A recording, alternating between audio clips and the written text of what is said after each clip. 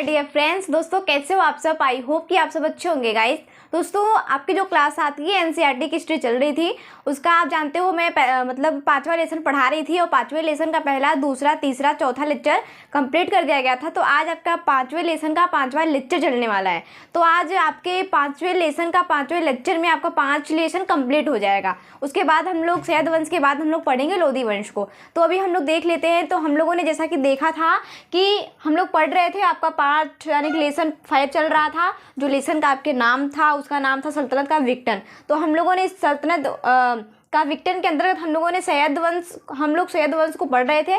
और सैयद वंश के बारे में हम लोगों ने देखा था कि सैयद वंश का जो शासनकाल चला वो पूरे 37 वर्षों तक चला था। और इसके जो इन 37 वर्षों में 4 शासकों ने शासन किया था। तो वो 4 शासक कौन थे? तो हमने आपको बताया खिज्र खां थे, फिर उसके बाद थे मुबारक शाह के बाद कौन था? मोहम्मद शाह। उनके बाद अब आपके जो चौथे यानी कि सैयद वंश के जो चौथे शासक होते हैं वो होते हैं कौन?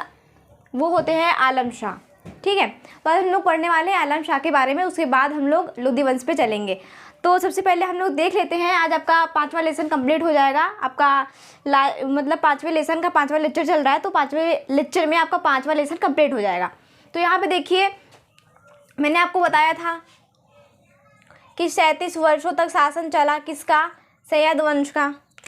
ठीक है, सैयद वंश का 37 वर्षों तक शासन चला। और इन 37 वर्षों में कुल 4 शासकों ने शासन किया। तो मैंने आपको 3 शासकों के बारे में पढ़ा दिया था। अब इसमें से एक शासक बचे थे, तो आज हम लोग उनको भी समझ लेंगे। तो आज हम लोग जिस शासक के बारे में पढ़ने वाले हैं वो उनका नाम है आलम शाह, यानी कि अलाउद्दीन आलम शाह। तो आज हम लोग का जो टॉपिक है वो इन्हीं पर है, मतलब आज हम लोग इन्हीं के बारे में पढ़ने वाले हैं, जो चौथे शासक थे सैयद वंश के।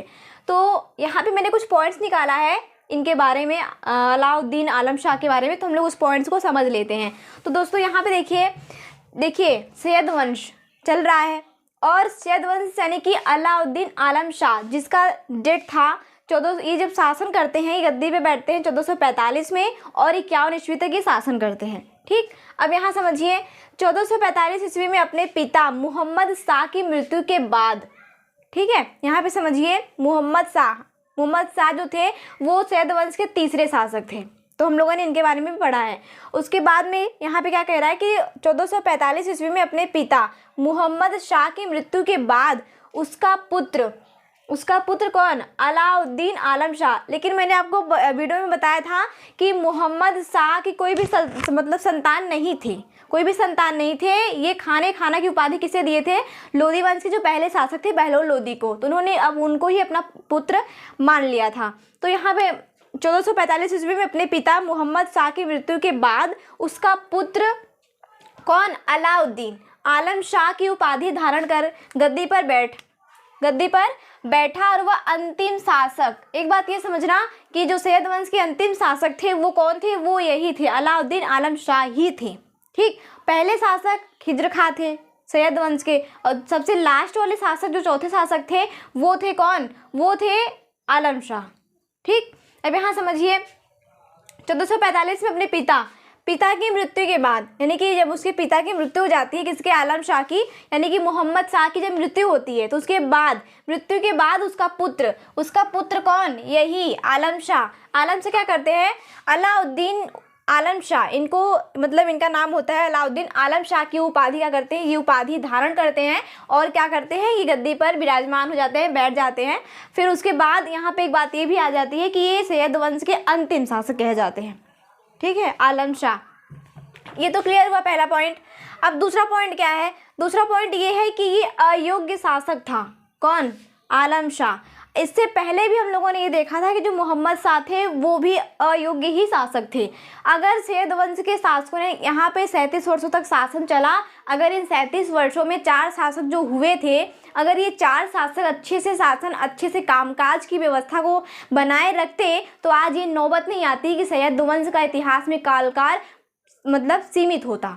ठीक है, तो इन शासकों ने अपने शासनकाल में मतलब शासन पर परिपूर्ण रूप से उन्होंने ध्यान ना देते हुए आज उनकी जो स्थिति थी वो कमज़ोर हो गई। और उसका परिणाम क्या हुआ? इतिहास में आज यही कहा जाता है कि सैयद वंश बहुत कम वर्षों तक चला। इन 4 शासकों ने कोई ऐसा कार्य ही नहीं किया जिससे सैयद वंश काफ़ी लंबा तक इसका कार्यकाल चल सके। तो क्या हुआ यहाँ पे अयोग्य शासक, इससे पहले भी मोहम्मद शाह जो थे वो भी अयोग्य शासक ही थे, उनके शासनकाल से ही सैयद वंश का क्या होने लगा था, पतन होने लगा था, ठीक, यानी कि विघटन होने लगा था। और फिर बात यहाँ पे ये आ रही है, अब देखिए यही बात हमें आलम शाह के शासनकाल में भी सुनने को मिल रहा है कि आलम शाह थे, यानी कि अलाउद्दीन आलम शाह जो थे वो एक अयोग्य शासक थे और उनके समय में दिल्ली क्षेत्र क्या हो गया था, अत्यंत सीमित हो गया था।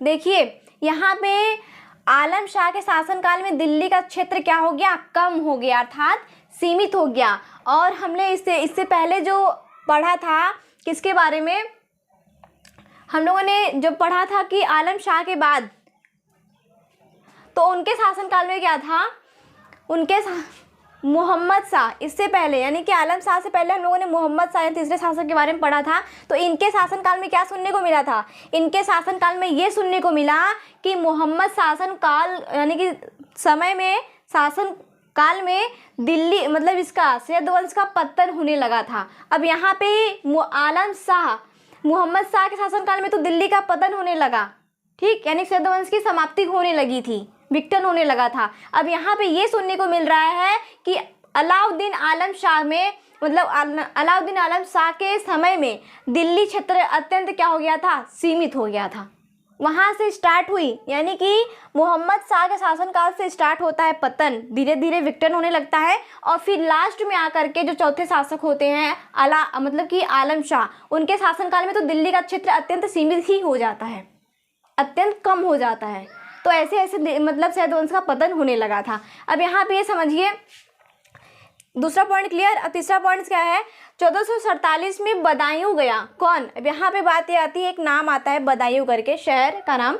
तो यहाँ पे जब 1447 में कौन, आलम शाह जब 1447 में बदायूं गया, यानी कि बदायूं एक शहर है, ठीक है, ये शहर वहाँ बदायूं गया और वह नगर इतना अच्छा लगा इसको, किसको, आलम शाह को इतना अच्छा लग गया कि वो दिल्ली के बजाय वहीं रहना पसंद किए। मतलब ये दिल्ली में कामकाज इनका चलता था, सत्ता तो दिल्ली में थी, लेकिन ये घूमने के लिए कहाँ गए थे, बदायूं गए थे। जब ये 1447 में बदायूं गए थे और बदायूं गए तो उनको बदायूं का माहौल, रहन सहन, वहाँ की जो व्यवस्था थी, वहाँ का जो माहौल था, इन्हें इतना प्रिय लगा, इतना अच्छा लगा कि ये दिल्ली के बजाय वहीं पे रहना क्या किए, पसंद किए, वहीं पे रहने लगे। फिर क्या हुआ, 1447 में गए और 1476 ईस्वी में अपनी मृत्यु के समय तक, यानी कि जब तक इनकी मृत्यु नहीं हो गई तब तक ही क्या किए, वो बदायूं में ही रहे। इनको इतना अच्छा लग गया था वो शहर कि ये दिल्ली के बजाय वहीं पे रहना पसंद किए और बदायूं में ही। अब यहाँ पे एक पॉइंट से निकल के जाती है, जब यहाँ पे टॉपिक ये है कि जब 1447 में 1476 ईस्वी में जब ये अपनी मृत्यु के समय तक वह बदायूं में ही रहा, तो यहाँ पे बात ये आ जाती है कि इनकी मृत्यु जब होती है तो बदायूं में ही होती है, क्योंकि यहाँ पे कह रहा है टॉपिक कि ये अपने मृत्यु के समय तक वहीं थे, तो सीधी बात है कि इनका मृत्यु भी बदायूं में ही हुआ था। तो दोस्तों आपका ये 4 पॉइंट्स था, किसको लेकर, अलाउद्दीन आलम शाह को, जो कि सैयद वंश के चौथे शासक थे। ओके दोस्तों, आई होप कि आप लोग को अच्छा लगा होगा। दोस्तों मैं इन लोग के बारे में मतलब छोटे जो मेन पॉइंट्स था मैंने उसे नोट किया और यहाँ पे मैंने आपको बोर्ड पे एक्सप्लेन किया। अगर आपको कोई भी चीज़ नहीं समझ में आई हो तो आप लोग कमेंट करना, हम उसे पुनः बताएंगे। ओके दोस्तों, थैंक यू सो मच। हम फिर मिलते हैं नेक्स्ट वीडियो में।